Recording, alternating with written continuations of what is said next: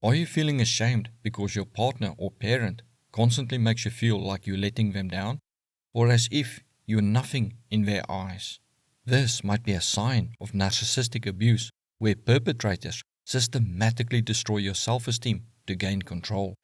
In this video, we'll delve into the 3 pillars of self-esteem, how narcissists dismantle them with different tactics, and the emotions you may experience as each pillar crumbles. Understanding this process is your first step toward rebuilding your confidence, drive to succeed, and will to live. Self-esteem is how you feel about yourself, your talents, and your abilities. It encompasses self-awareness, where you recognize your worth and strengths independently of others' opinions or achievements. When you have high self-esteem, you feel good about who you are and believe in your abilities. But when you have low self-esteem, you might doubt yourself and feel not so good about who you are. Total destruction of your self-esteem can make you feel utterly useless, incapable of change, unworthy of life, and ashamed just to be alive. The first pillar of self-esteem is your belief in your inherent worth and rights as a human being. It includes major rights, such as the right to life and freedom, but also other rights, such as the right to pursue becoming a doctor or teacher if you earned it or qualify for it, which is not entitlement but narcissists develop due to their fear of failure. To protect a narcissist's fragile ego from failure, they develop the belief that they are in some way superior to others, say maybe their looks or intellect.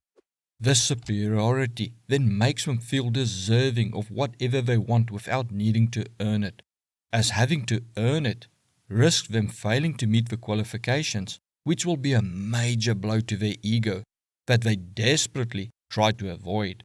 However, your rights are not always automatic and are often restricted by laws and others, sometimes with good reason, such as restricting you from just walking into anyone's home and taking what you want, which is not a wise thing to try in Texas. In other cases, rights may be severely restricted by unjust laws, as seen in some countries where people need to fight for their basic rights. Believing in your rights to pursue goals and dreams is a major motivation to take action, which is why narcissists target it. For if you do not believe you have a right to say leave them, you will stay in the toxic relationship. Or if you do not believe you have a right to work and have your own money, you will not seek a job and be independent. Narcissists love to use past mistakes against you, even if you were only a child. They may say that you do not deserve to be treated with respect because you are lazy, or that you do not deserve to hold a job because you stole a candy bar from a shop when you were 4 years old. By attacking this pillar, narcissists make you feel undeserving and unworthy of having stuff or becoming something in life, thereby stopping you from even trying. You may also feel unworthy of being treated with dignity and respect, and unworthy of being in a loving relationship, and may even start to feel as if you deserve being mistreated. However, merely believing you have a right to try is not enough.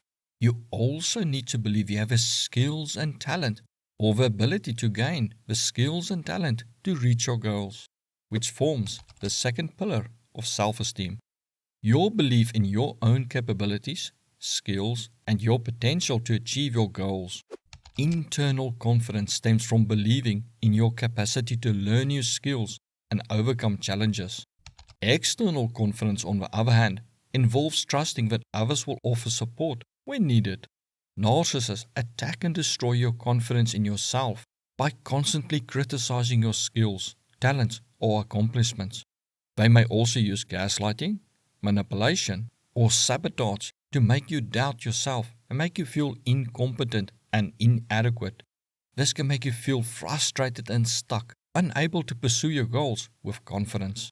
The narcissist may, for instance, say that you can never become a doctor because you are too stupid, or that you will never get the promotion because you are too sloppy at your work. And they love to say that you will never be able to cut it in life without them. Their aim is to instill doubt, insecurity, and a sense of inadequacy in you. This type of targeted attack in one's abilities can be particularly damaging because it strikes at the core of your self-esteem and sense of identity, which can lead to feelings of incompetence, worthlessness, and despair, making it difficult for you to maintain your motivation and pursuing your goals. Interestingly, you developing new skills and talents is a major threat to a narcissist's ego and sense of superiority. This is partly due to their black and white thinking and their need to feel special. Narcissists often have a fixed mindset where they believe you are born with the talents and skills you have. This allows narcissists to assert their superiority and specialness over others, claiming they were born special. Kind of like a child born into royalty, just automatically are more important than others without needing to do anything.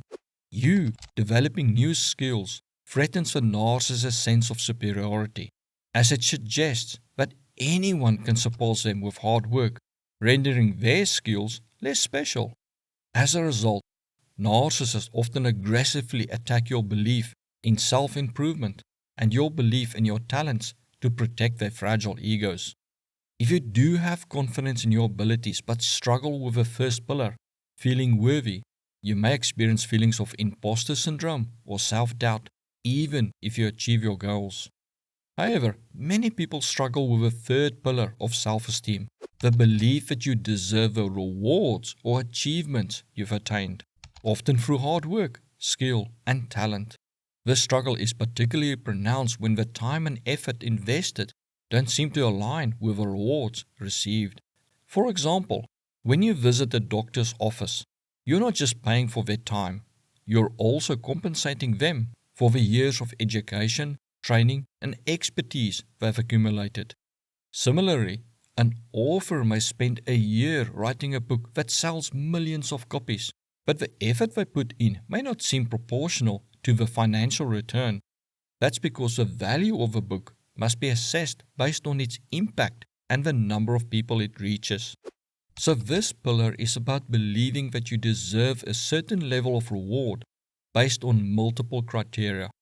This pillar is easily targeted by narcissists as they exploit the subjective nature or value.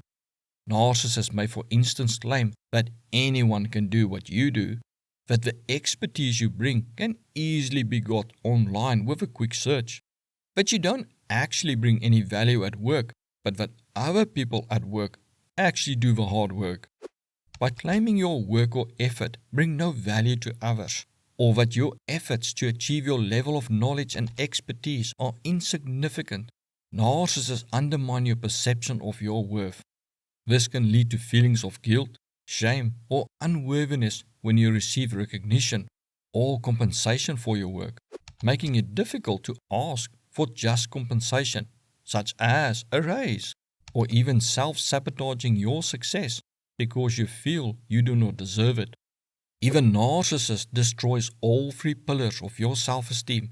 It can make you experience a profound sense of worthlessness, helplessness, and despair. This can lead to a range of emotional and psychological consequences, including despair, anxiety, low self-confidence, and even trauma. It's not uncommon for victims to contemplate or attempt self-harm or suicide. This narcissistic abuse can inflict deep psychological wounds and leave lasting scars on the victim's self-esteem and sense of identity that may take years to recover, and in some instances, never fully heal, especially without professional help or if the victim is still with a narcissist.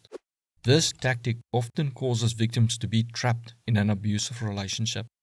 Rebuilding self-esteem after narcissistic abuse can be a challenging journey, but it's possible with patience and self-reflection. Start by challenging the belief that you are unworthy of rights or deserving of mistreatment. Remind yourself of your inherent worth as a human being and your right to pursue happiness and fulfillment. Secondly, recognize that your talents and abilities are not fixed. They can be developed and honed over time. Reflect on past experiences where you've learned new skills and overcome challenges, proving to yourself that growth is possible. Finally, Consider the value and impact of your actions on others and the world around you. Even small acts of kindness and contributions at work can have a ripple effect and bring value to those around you. By embracing these principles and recognizing your worth, you can begin to rebuild your self-esteem and reclaim your sense of identity and purpose.